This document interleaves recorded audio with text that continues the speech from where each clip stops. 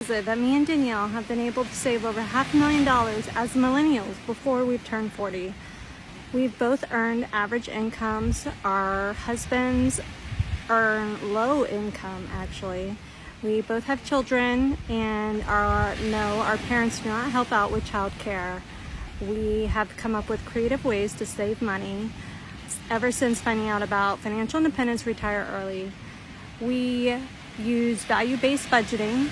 So we prioritize what we want to spend our money on. We don't go and spend money on things that don't add value to our lives.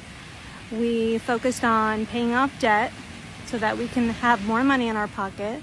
We focused on not accruing more debt because we want to be financially independent.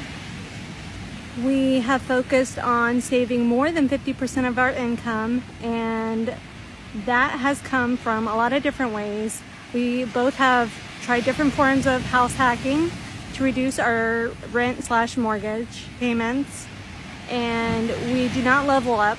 We are not leveling up our lifestyle as we find new creative ways to earn more income. We are finding contentment with having the older iPhone, having the older car.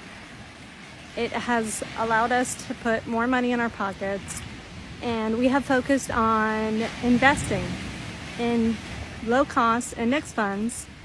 We are okay with investing in the stock market, and that's where we have found our biggest headwind, is saving over 50% of our income and investing it so that it can compound. We have not been able to work and earn six-figure salaries.